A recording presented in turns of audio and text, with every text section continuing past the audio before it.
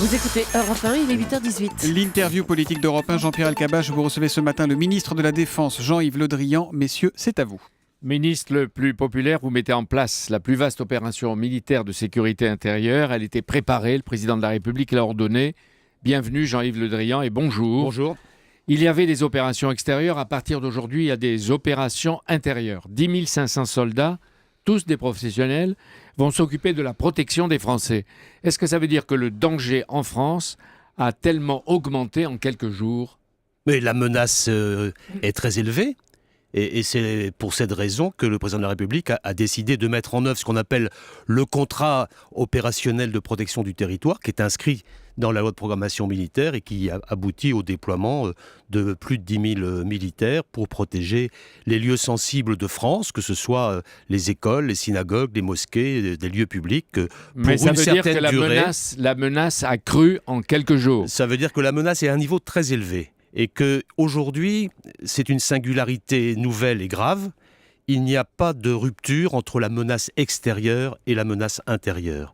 Et s'il y a eu décision de mobilisation de plus de 10 000 militaires, c'est parce que c'est une opération militaire, comme les opérations que nous menons à l'extérieur. Qui la commande ? C'est-à-dire que c'est commandé par le chef d'état-major des armées. C'est une opération militaire à l'intérieur, dans le cadre des missions de nos armées qui doivent assurer la protection du territoire à des moments de tension élevés, comme c'est le cas aujourd'hui. Donc nous sommes dans nos missions. Le 11 janvier, moi ça m'a rappelé une autre date. Le 11 janvier, oui, je pense qu'on n'en a pas beaucoup parlé, mais le 11 janvier 2013...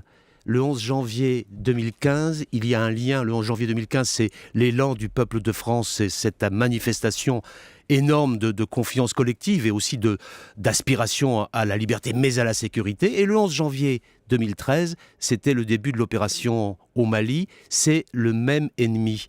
Ce sont les groupes terroristes, ceux qui veulent toucher à nos libertés, ceux qui veulent développer des attentats en France. C'est-à-dire que la menace intérieure et la menace extérieure sont liées. Et aujourd'hui, si on dit les armées sont là, oui, les armées sont là parce que c'est la même menace. Mais ça veut dire aussi que les groupes terroristes. Ça veut dire aussi que le mal et l'ennemi sont à l'intérieur du pays ou de nous-mêmes et que la réponse doit l'être aussi. La réponse, elle est à la fois à l'intérieur et à l'extérieur, mais pour nos armées, c'est le même combat. Alors, 10 500 soldats en renfort, c'est du jamais vu, même si la loi le prévoit. C'est appliqué pour la première fois. Ce soir, combien seront-ils, les militaires ?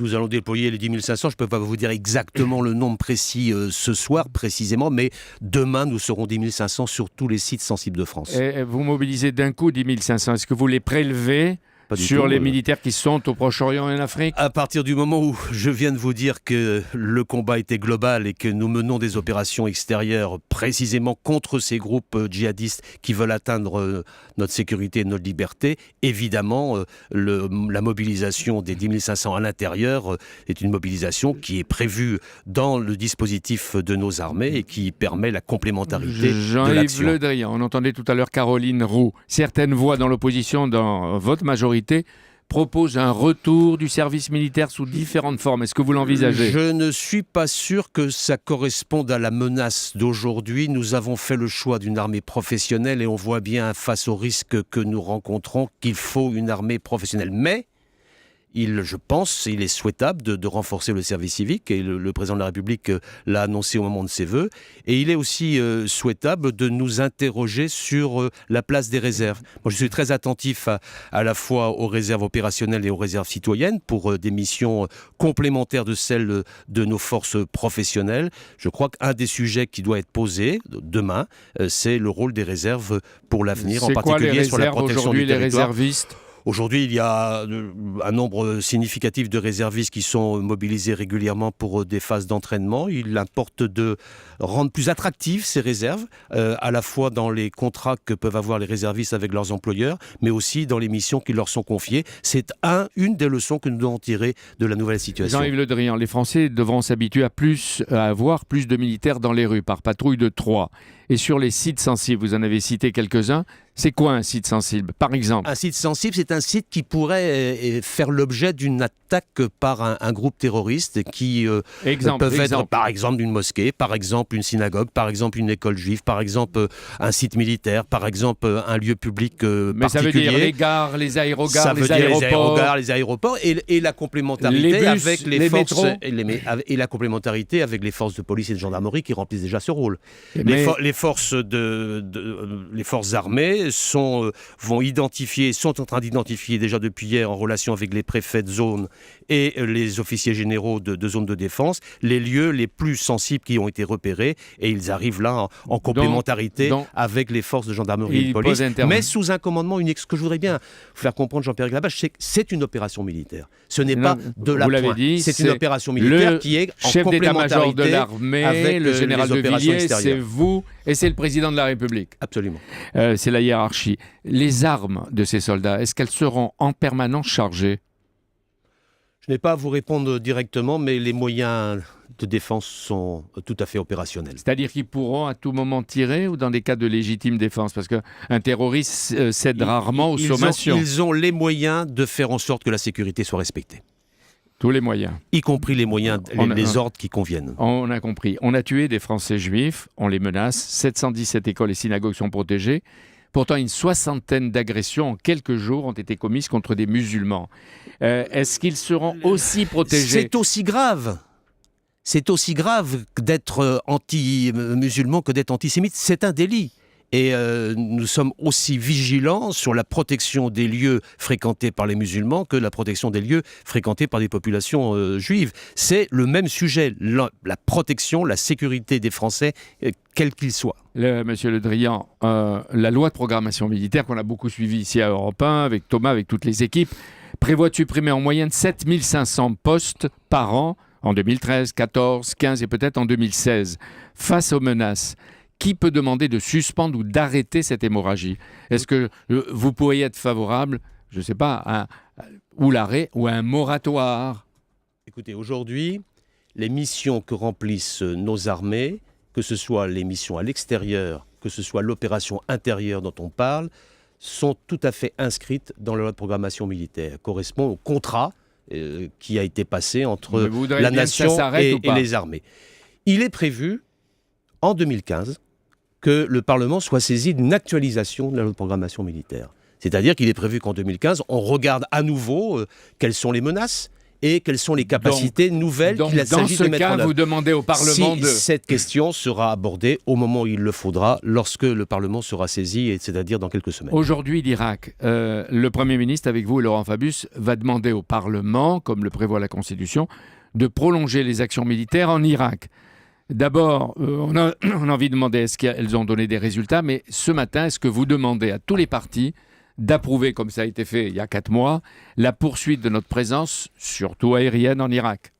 L'article 35 de la Constitution prévoit qu'il y ait un vote 4 mois après l'engagement des forces sur un théâtre extérieur, et ce vote a lieu aujourd'hui. C'est une circonstance qui aboutit à ce que ce soit en même temps qu'un débat sur la situation. Je souhaite que l'ensemble des partis politiques puissent approuver les orientations qui ont été prises, parce qu'en Irak, nous avons affaire à une armée terroriste.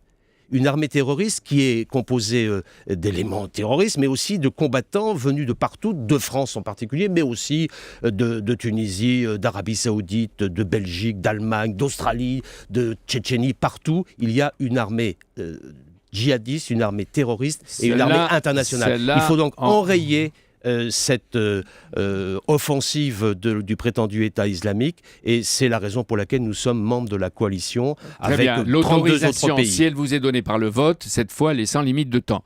Mais elle est sans limite de temps. Je veux vous interroger sur la Syrie. Contre Daesh, quelle est pour vous, Jean-Yves Le Drian, l'urgence ? Se débarrasser de Bachar el-Assad d'abord ou de l'État islamique ? Est-ce qu'il ne faut pas sortir du ni Bachar ni Daesh ? Il faut commencer avec une chronologie. Sur l'Irak et la Syrie, notre volonté et la volonté de la coalition, c'est d'abord d'enrayer la progression. Ça a été fait. Ensuite, c'est de former les troupes, les forces qui seront à même de reconquérir le territoire, c'est-à-dire les forces irakiennes et les Peshmerga. C'est ce que nous faisons. Mais est-ce qu'on va aller en Syrie ? Et ensuite, c'est de faire en sorte que ces forces, avec l'appui de la coalition, puissent reconquérir le territoire perdu et annihiler les initiatives de l'État islamique. Alors, cette orientation supposera du temps. Et en Syrie, nous n'avons pas à choisir entre un terroriste impitoyable et un dictateur sanguinaire qui a effectué 200 000 morts dans sa propre population. Mais nous aidons, nous sommes en Syrie. nous aidons l'armée syrienne libre à se Monsieur le constituer, ministre, à se former, à pendant s'instruire, et nous l'équipons pour qu'elle puisse reconquérir ce territoire pendant 3 aussi ans, les contre Occidentaux... Daesh et contre Bachar. Pendant 3 ans, les Occidentaux ont promis de dégager, d'éliminer Bachar. Et ce qui se produit, c'est que Daesh augmente son essor conquérant et criminel. Pour la France, est-ce que le moment approche de bombarder aussi Daesh en Syrie ? Nous ne sommes pas dans cette situation aujourd'hui. Aujourd'hui, nous renforçons avec les membres de la coalition l'armée syrienne libre. Nous l'équipons, nous la formons pour qu'elle puisse être la solution à la fausse alternative entre Daesh et Bachar Dernière el-Assad. question. L'État islamique a piraté les comptes Twitter et YouTube du commandement militaire américain au Moyen-Orient. C'est vrai et c'est en même temps incroyable. Et en plus, Daesh ironise, il diffuse les adresses personnelles des officiers devenus des cibles. Et ils disent attention, on est partout. Est-ce que le système français est aussi surveillé, protégé, ou est-ce qu'il peut être attaqué par les pirates terroristes ? La cyberguerre, c'est la guerre de demain. Elle commence déjà aujourd'hui. Et la loi de programmation militaire que j'ai présentée au Parlement intègre cette nouvelle donnée. Demain, il y aura une 4e armée qui s'appellera l'armée cyber. Demain, il y aura des soldats cyber. Et nous avons mis en place un programme d'1 milliard d'euros. Mais ça peut se produire en France ? Nous avons les moyens de réagir, nous avons aussi les moyens d'attaquer, mais nous sommes en situation de pouvoir répondre parce que la cyberguerre, c'est vraiment un outil majeur contre lequel il faut se défendre et la France est au rendez-vous. Merci Jean-Yves Le Drian On voit d'être bien que venu le monde a changé. en direct sur Europe 1 ce matin. Merci et bonne journée.